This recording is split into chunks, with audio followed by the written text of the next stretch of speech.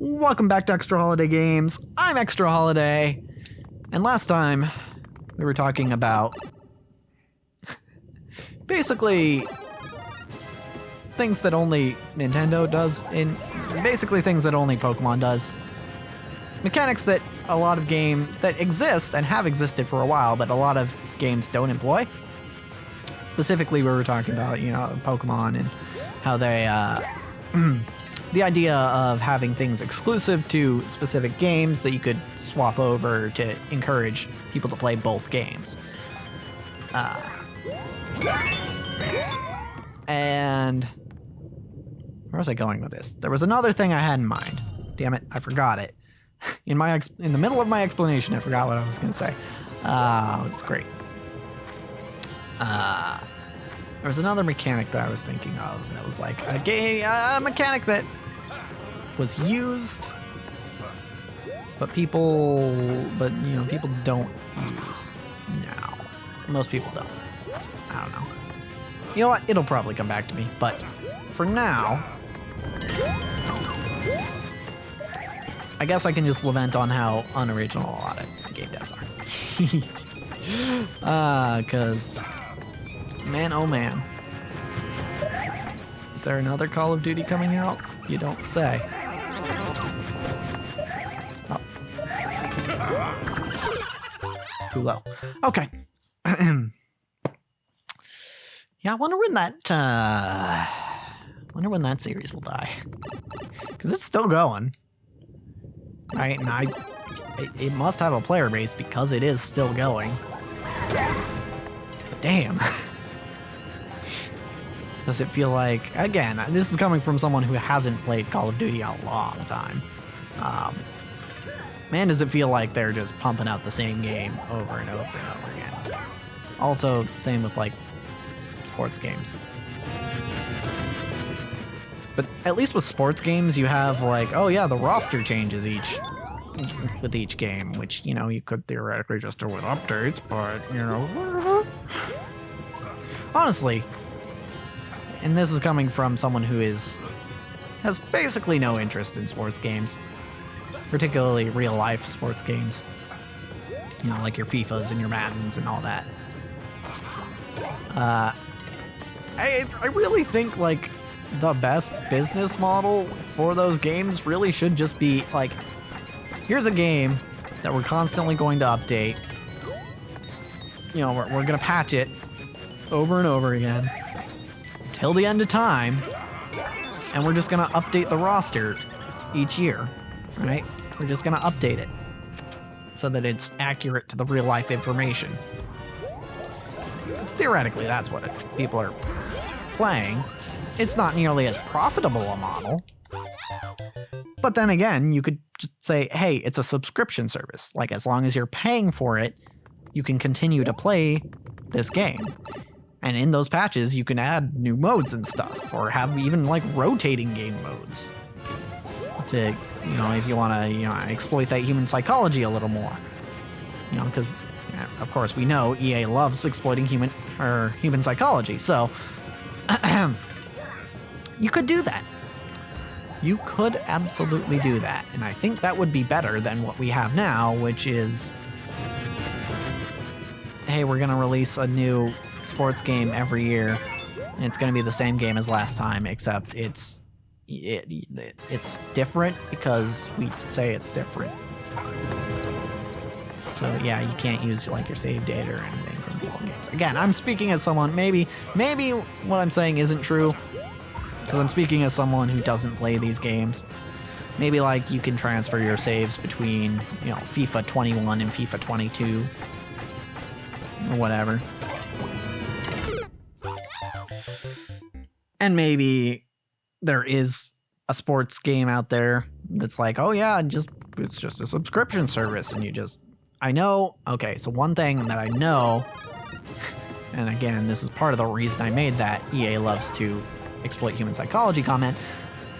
One thing that I know that certain sports games have now is the fucking loot boxes. Like pay to win loot boxes. Like basically trading cards have existed in sports for quite a while, right? But what they do in these sports video games is they make these trading cards have actual mechanical value. Kinda like they do in gacha games. Where, yeah, you can pull a 5-star of this character and it's going to be better than, you know, the 3-star, than a 3-star character would be.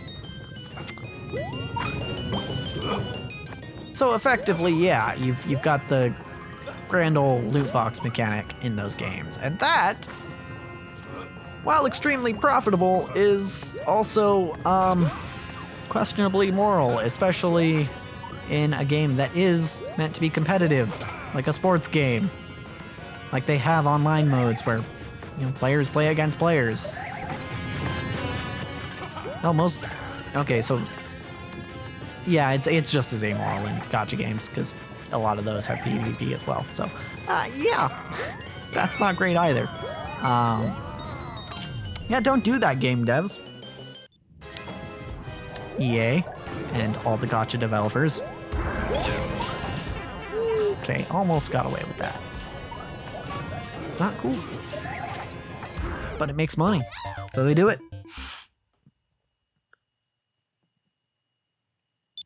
So I guess that's a mechanic that I think should go away in video games. Oh man, not only do you have to pay $60, and see the thing about, okay, the thing that makes gacha games slightly better than those sports games with the freaking booster packs is that the games themselves are free, right? You know, you can play, at least a little bit, without paying anything, right? And that makes it a little easier to swallow that you're spending money on maybe getting what you want out of a pack, a randomized pack. However, it's not great. It's still not great. Yeah, it is worse that you have to pay $60 up front to get the latest FIFA game and then start rolling. Like, if you want to be competitive online, you have to start spending absurd amounts of money rolling for characters. Because they might as well be characters at this point. Like, it's not like they're voiced by the actual people who do the sport, right? Except for maybe one or two of them. So, yeah. Well, okay, maybe they do actually get into... That would be an interesting move. And maybe they do it. I don't know. Again, I don't know much about sports games, aside from some of the more controversial elements. So maybe they do get the actual players into a booth to, you know, do their grunts and growls and stuff. So you can hear them on the field, actually. Even though you definitely can't when you're watching on TV in the stands or anything. Ah, shit. I should have just slid down the wall.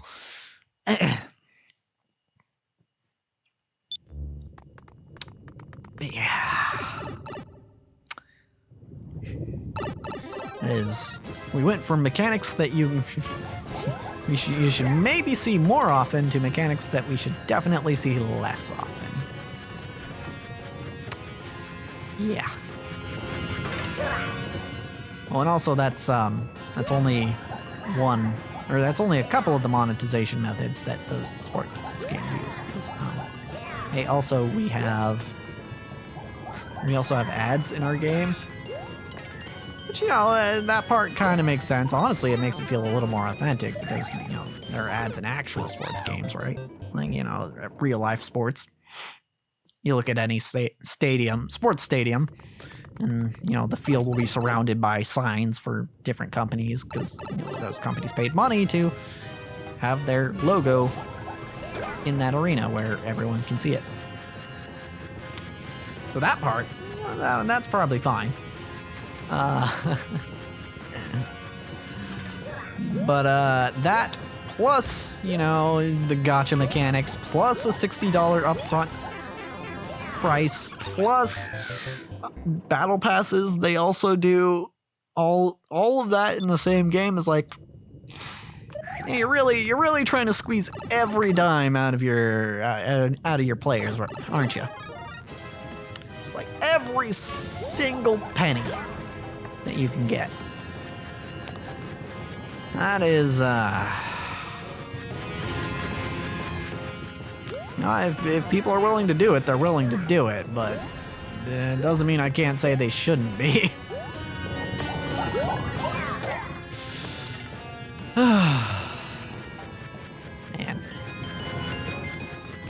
Man.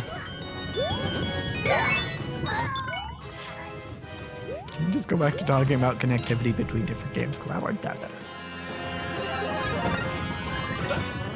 Well, it does remind me that the connectivity thing does remind me of, God, was that 2 years ago now? I think it was, because it was like the start of the pandemic. That reminds me of the whole Doomguy and Isabel thing that happened. Because Doom Eternal and Animal Crossing New Horizons were coming out on the same day, people were like, they basically friendshipped, not relationshiped. They friendshipped. Well, most of them made it platonic anyway. We're not going to talk about the people who didn't, or the people who made it something other than platonic. People like the idea of Doomguy hanging out with Isabel, is what I'm getting at. And honestly, I like the idea too. And in fact, it became such a thing that the devs of both Doom Eternal and Animal Crossing New Horizons got behind it. They were all like, yeah, let's support this. Let's support Doomguy and Isabel hanging out.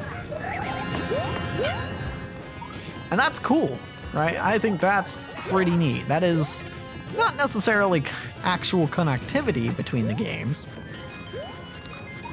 but at the very least, it's like there's some official connectivity in at least the marketing, which is cool. It's a thing that neither of the devs or the publishers did intentionally, but it turned out in a very cool way, and I wouldn't be opposed to seeing that perhaps every once in a while. Later on, I think it would be hard to replicate to the same success, but if you could do it, that would be cool. For example, like, you know, Sonic's next game being cross-promoted with Halo, I guess.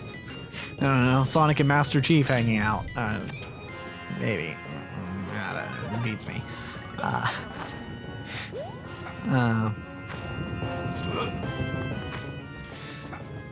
Yeah, it was a neat thing. And it'd be cool if it could be, if it could possibly be reproduced, but we'll see. We'll see if that actually works. You know. Also, knowing how Sega is, the fact that they would push for that Sonic game to come out on the same day as the Halo game would mean that we would get yet another buggy mess of a Sonic game. Which, you know, some people like. Some people like that the Sonic games are bad. Because, you know, it's one of those things where it can be fun to poke fun at. But also there are a large number of people out there who just want Sonic games to be good. So, honestly, I kind of fall in both camps, where I'll take a bad Sonic game because that's fun to watch people play, and I'll take a good Sonic game because those are fun to play. So, as someone who both watches and plays video games, I can get behind either. Really and truly.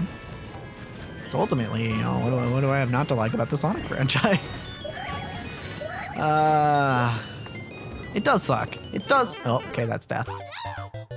It does suck that it feels like Sonic games could be so much more than they are if Sega was just willing to let the devs do their thing. Because again, I don't know the exact inside story of what happens in stuff like Sonic Boom and Sonic 06 and stuff, but it really just sounds like it's Sega as a publisher going, okay, we need this game out by this time, and if it's not out by this time, well, no, it's going to be out by this time. So I don't care how many bugs you have, I don't care whether the gameplay's fleshed out, or whether the gimmick actually works and is fun, we're just going to push it out anyway. And because it feels like that, it feels like, you know, there could be so much more to Sonic, you know. It could be so much more to a Sonic game. It could be so much better. If there was a if there was a publisher who wasn't so fixated on we need to have this out at a specific time, you know. You know, we need to make our, you know, we need to meet our quarterly sales goal, so we're gonna push this out, even though it's not good. All right, we're talking about this a lot in my current film and media studies class, but it's the whole idea of art versus business, and how media in a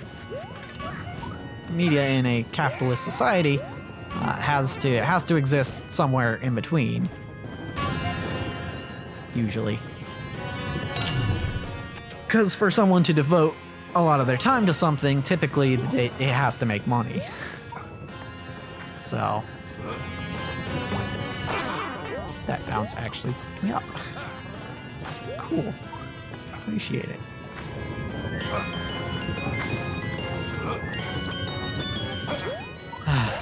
Yeah, that's pretty much so far been, I say so far, I have one assignment and a final left due in this class.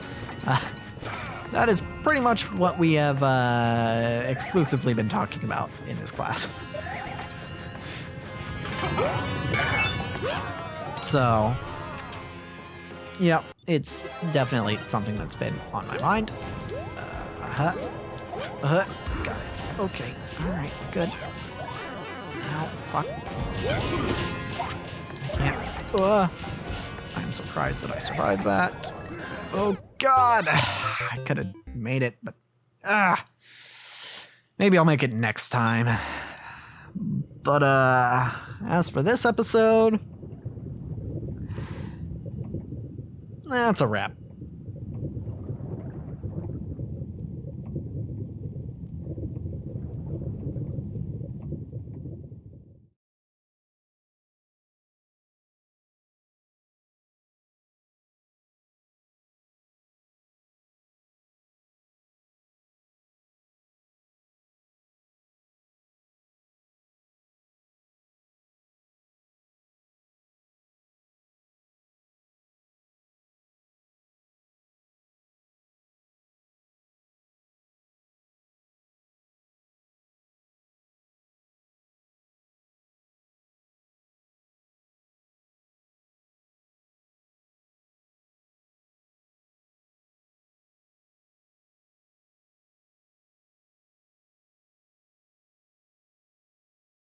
The last 4 episodes have all been 18 minutes.